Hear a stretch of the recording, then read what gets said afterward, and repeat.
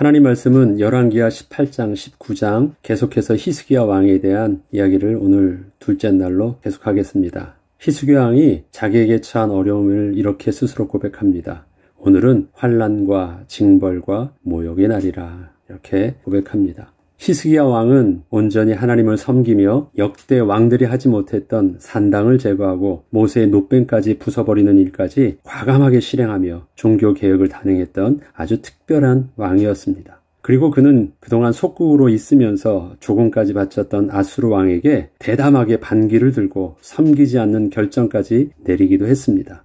또한 블레셋 사람들이 쳐서 가사와 그 사방에 이르렀고 망대서부터 견고한 성까지 구축하기도 하였습니다. 이렇게 여호와 하나님과 연합했던 히스기야 왕은 여호와께서 함께하여 주심으로 그가 어디로 가든지 형통케 되는 축복을 누릴 수 있었습니다. 그런데 이것이 히스기야 왕의 결론이 아니라 이것이 히스기야 왕의 서론이라는 것입니다.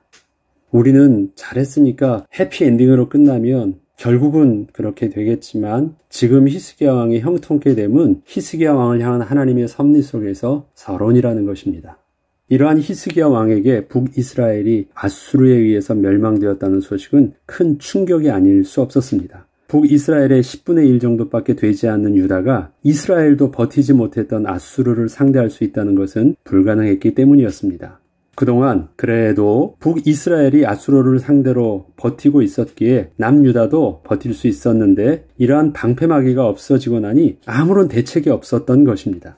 북이스라엘이 멸망하고 10년 만에 드디어 히스기야 왕이 두려워하였던 그 아수르 왕의 침공이 시작되었습니다. 이것은 전혀 예상치 못한 갑작스러운 일은 아니었습니다. 언제든 일어날 수 있던 일이 드디어 터진 것이었습니다.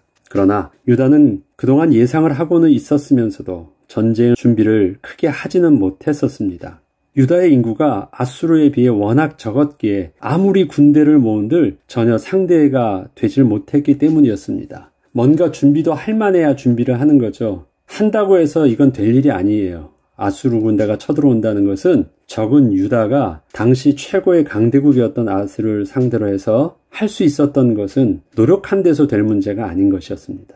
그래서 히스기야 왕은 다른 생각을 하고 있었던 것입니다. 히스기야 왕은 유다의 현실적 상황을 고려하고 또 군사력을 키우기보다는 정치적 해결을 위한 방법을 생각하고 있었습니다. 그리고 마침내 아수르가 침공을 하자마자 즉시로 계획을 실행하였습니다. 먼저 변방에 있던 아수르 왕에게 사람을 보내서 왕이 원하는 것을 다 줄 테니 전쟁을 멈추기를 간청하였습니다. 이에 대해서 아수르 왕은 은 300달란트와 금 30달란트를 요구했고 히스기야 왕은 이 물량을 맞추기 위하여 왕궁과 성전 곳간에 있던 모든 금과 은을 다 끌어모았습니다. 그러나 그것으로도 부족하자 자기가 성전을 보수하면서 성전 기둥에 입혀두었던 금까지 모두 벗겨서 아수르 왕에게 바쳤습니다.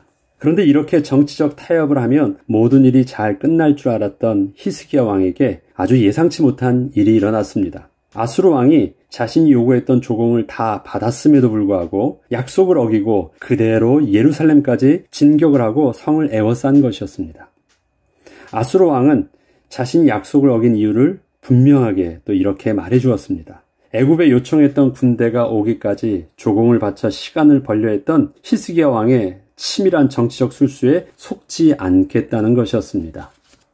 그것을 열왕기하 18장 19절로 21절에는 이렇게 기록하고 있습니다. 랍사게가 그들에게 이르되 너희는 히스기야에게 말하라. 대왕 아수르 왕의 말씀이 내가 의뢰하는 이 의뢰가 무엇이냐? 내가 싸울 만한 계교와 용력이 있다고 한다마는 이는 입에 붙은 말뿐이라. 내가 이제 누구를 의뢰하고 나를 반역하였느냐? 이제 내가 너를 위하여 저 상한 갈대 지팡이 애굽을 의뢰하도다. 사람이 그것을 의지하면 그의 손에 찔려 들어갈지라. 애굽의 왕 바로는 그에게 의뢰하는 모든 자에게 이와 같으니라. 이처럼 이미 히스기야 왕의 정치적 계략을 간파하고 있던 아수르 왕 사네립은 히스기야 왕에게 처음부터 도저히 마련하지도 못할 만큼의 금과 은을 요구해서 다른 나라의 용병을 고용하지도 못하게 한 것이었고 그러한 금과 은을 다 받은 후에는 조금의 시간을 주지 않고 이렇게 예루살렘을 에워싼 것이었습니다. 히스기야 왕은 아수르의 침공에 대비해서 오랫동안 생각했던 자신의 방법이 이렇게 허무하게 끝나게 되자 더 이상 아무것도 할 수 있는 것이 없게 되었습니다. 그리고 이러한 히스기야 왕에게 아수르 왕 사네립이 자신의 군대 장관 랍사게를 통하여 이스라엘 백성들에게 듣게 하는 그 말들은 히스기야 왕을 또 다른 면에서 더욱더 고통스럽게 하였습니다.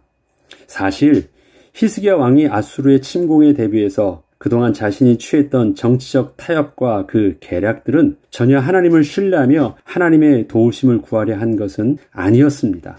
이것은 누가 봐도 처음부터 생각조차 할 수 없던 불가능한 일이라 생각을 했기에 아수르 군대에 맞서 싸울 것은 전혀 고려하지 않고 있었던 것이었고, 어떻게 해서든 현실적으로 조금이라도 가능한 방법을 오랜 기간 스스로 고민하고 또 때가 되었을 때 그렇게 실행에 옮긴 것이었습니다.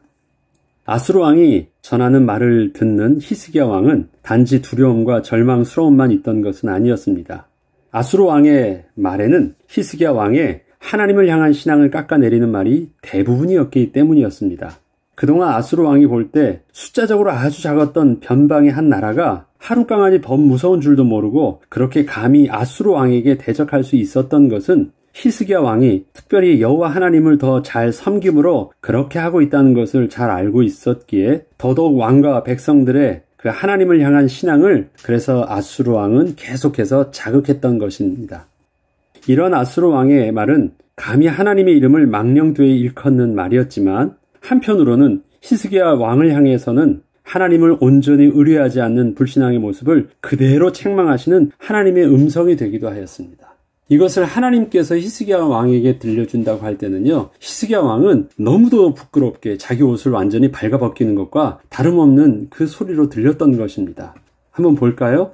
너희가 내게 이르기를 우리는 우리 하나님 여호와를 의뢰하노라 하리라마는 히스기야가 그들의 산당들과 제단을 제거하고 유다와 예루살렘 사람에게 명령하기를 예루살렘 이 제단 앞에서만 예배하라 하지 아니하였느냐 하셨나니 청하건대 이제 너는 내 주 아수르 왕과 내게 하라. 내가 만일 말을 탈 사람을 낼 수만 있다면 나는 내게 말 2,000마리를 주리라. 말을 탈 수 있는 군대도 하나도 없으면서도 뭐 그렇게 잘났다고 당당할 수 있느냐. 아무것도 아니라는 것입니다. 내가 어찌 내 주의 신하 중 지극히 작은 지휘관 한 사람인들 물리치며 애굽을 의뢰하고 그 병과 기병을 얻을 듯하냐. 내가 어찌 여호와의 뜻이 아니고야 이제 이곳을 멸하러 올라왔겠느냐. 여호와께서 전에 내게 이르시기를 이 땅으로 올라와서 쳐서 멸하라 하셨느니라 하는지라. 뭐예요? 히스기야 왕 그 마음에 있던 애굽을 의뢰하고 애굽의 병과 마병이라도 좀 얻어올까 생각도 하고 하나님을 의뢰하기보다는 도울 힘 있는 어떤 인생들을 찾으려고 몸부림치던 그 모습들, 그것에 대해서 다 얘기하는 것입니다. 너 아무리 그렇게 한들 네가 할 수는 있을 것 같아?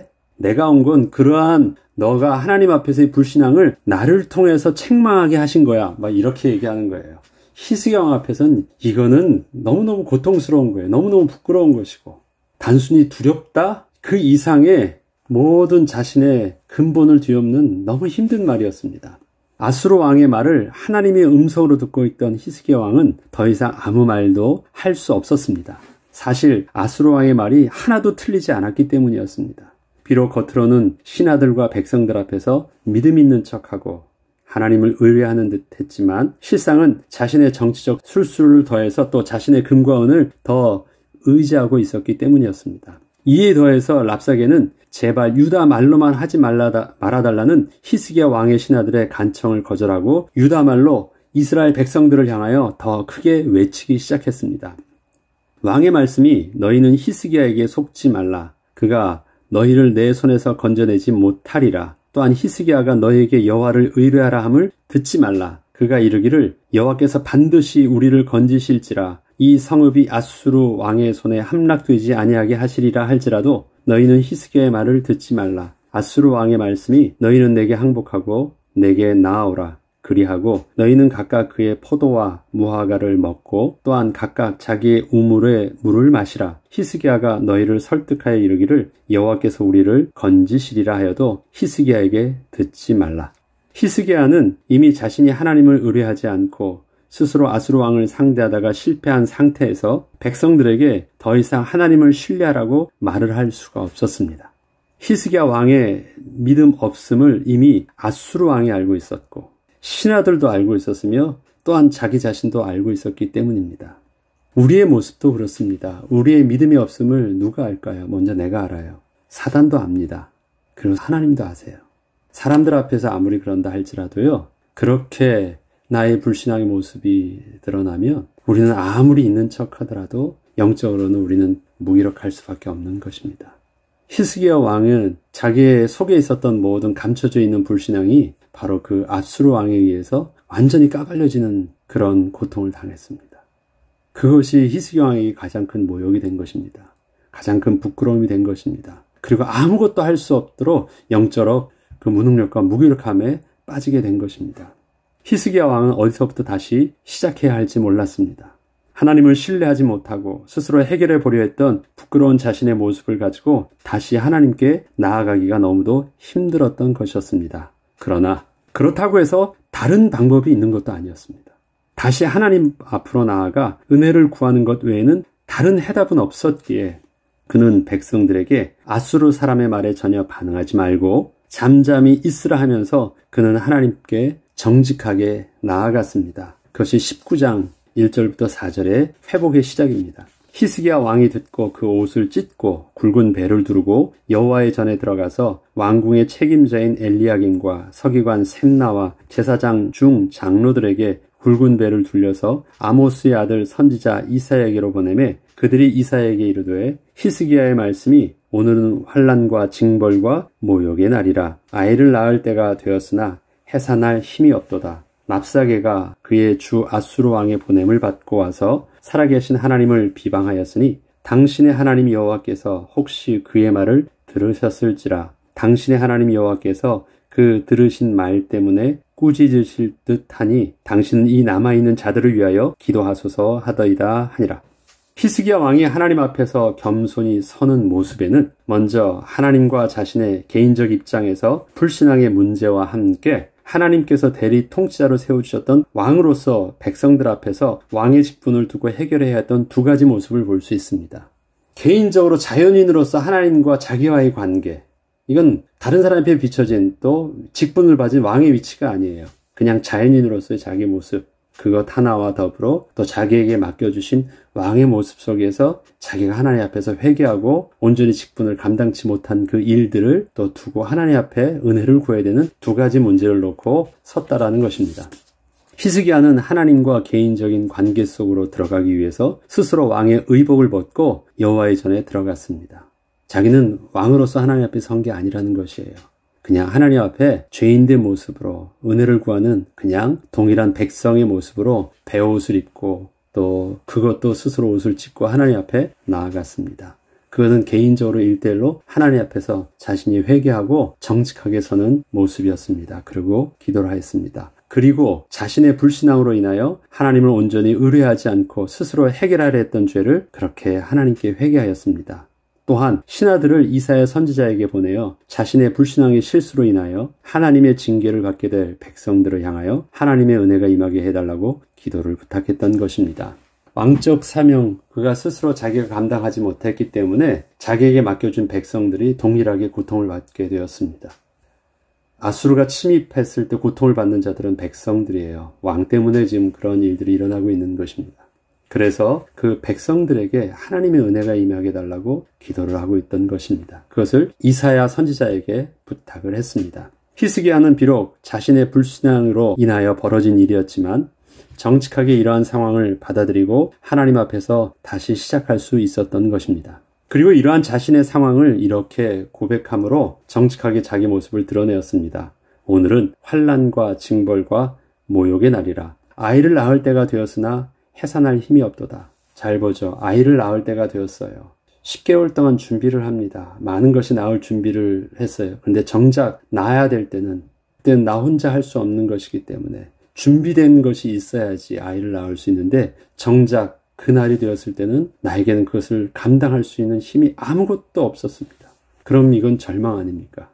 그것처럼 오늘 자기에게 닥쳐져 있는 아수르 왕의 침략에 대한 그 상황은 환난과 징벌과 모욕의 날이라는 것입니다. 문제 앞에서 아무리 대비하려고 했었어도 스스로 대비할 수 있는 것이 아무것도 없는 전적인 무능력과 무기력 앞에 서게 되었다는 것입니다.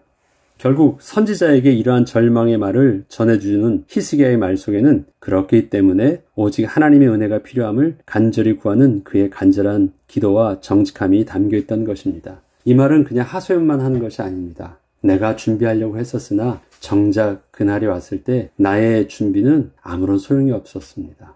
이걸 이사야 선지자에게 전해주면서 그러니까 나는 또다시 유일하게 하나님의 은혜를 구할 수밖에 없습니다. 하나님 도와주십시오. 그래서 하나님 앞에 서는 자신의 정직한 심정을 이렇게 고백했던 것입니다.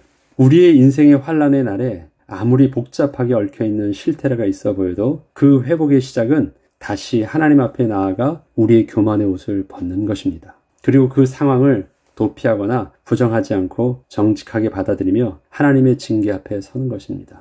어떻게 하겠어요? 지금 어떠한 원인이든 나의 불신앙이든 지금 상황이 환난과 징계와 또 모욕의 날로 지금 내게 있습니다. 두렵죠. 그래서 그것을 도망간다고 해결되지는 않습니다. 그냥 그 자리에 서 있는 것입니다. 잠잠하게 하는 것입니다. 그리고 여전히 나는 하나님 앞에 나의 모든 모습을 내려놓고 자연인의 모습으로 하나님 앞에 나가서 회개하는 것입니다. 하나님 도와주세요. 내가 뭐라도 할 줄 알고 스스로 해보려고 했었던 잠시의 불신앙 또 불순종 용서해 주시고 다시 나는 여전히 하나님의 은혜 앞에 나왔습니다. 하나님 도와주세요. 하나님 앞에 나아가려고 스스로 피하려고 했었던 몸부림치려고 했었던 것 그냥 내려놓는 것입니다. 그냥 내려놓으면 어떻게 돼요? 전에는 막으려고 손이라도 들었는데 내려놓으니까 어떻게 해요? 이젠 다 받아 쓰는 거지 뭐. 받아 다 뒤집어 쓰는 거지 뭐. 이해되십니까? 그게 환난과 징벌과 모욕을 그대로 받는 것입니다. 그전에는 안 받으려고 했잖아요. 그러니까 자꾸 돈이라도 갖다 주고 자꾸 정치적으로 해결도 하고 빌기도 하고 했었잖아요. 그래서 여전히 안 받고 있었잖아요. 근데 하나님께서 아무리 그렇게 내가 안 받고 막으려고 해도 나를 완전히 까 뒤집어 놓으시는데 더 이상 어떻게 버텨요? 그러니까 그때는 어떻게 돼요? 내려놓는 것입니다. 그리고 하나님 앞에서 정직하게 서는 것입니다. 그리고 하나님 앞에서 거기서부터 부르신 곳에서 다시 시작하는 것입니다. 이러한 히스기야의 정직함의 새로운 시작은 또 아무런 해답이 없어 보이던 하나님의 시작을 이룰 수 있게 한 것이 또 히스에게 주시는 하나님의 창조의 기적의 응답이었습니다. 그것이 다음 시간에 우리가 또 묵상해야 될 모습입니다. 하나님께서 히스기야 왕에게 요구하신 것 딱 한 가지입니다. 정직하게 하나님 앞에 서라는 것입니다. 우리의 연약함은 그런 것 같아요. 상황이 보면 두려워요. 힘들어요. 우리의 무능력함과 우리의 한계를 보니까 그래서 본능적으로 피하게 되고 본능적으로 부정하게 되고 본능적으로 다른 더 좋은 것을 눈을 돌리게 돼요. 그게 우리의 연약함이에요.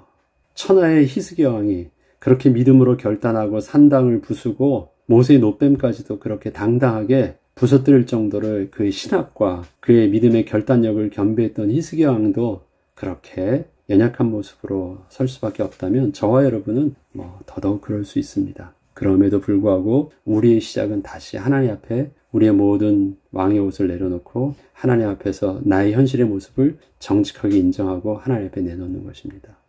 그리고 믿음의 사람에게 기도를 부탁하는 것입니다. 그리고 함께 하나님의 은혜를 구하기 시작하는 것입니다. 그때 나는 상상할 수 없고 우리는 상상할 수 없었던 하나님의 창조의 응답 속으로 하나님이 우리를 인도해 주시는 것을 우리는 보게 될 것입니다. 그 은혜의 비밀들이 저와 여러분의 오늘의 삶 속에서 누려지길 주의 이름으로 축복합니다. 기도하겠습니다. 하나님 아버지, 히스기야 왕을 향한 하나님의 은혜는 형통함의 서론과 또 환난과 징벌과 모욕의 본론과 진행을 통해서 거룩하신 하나님의 백성으로 온전히 서게 하시는 하나님의 결론으로 이끄시는 모습을 우리가 바라보게 됩니다. 하나님, 우리의 연약한 모습을 아시는 주님, 그래서 늘 우리의 삶의 현실적인 문제와 상황 속에서 늘 우리의 신앙은 요동치지만 오늘도 주의 성령님 함께 해주셔서 우리를 붙들어 주시고 주의 은혜의 날개 아래 품어주셔서 우리를 주의 은혜 속에 평안히 거하게 하시고 담대히 나아가게 하셔서 마침내 하나님의 거룩한 백성으로 온전히 서기까지 오늘도 우리의 삶을 인도하여 주옵소서. 감사드리며 우리 주 예수 그리스도 이름으로 기도합니다. 아멘.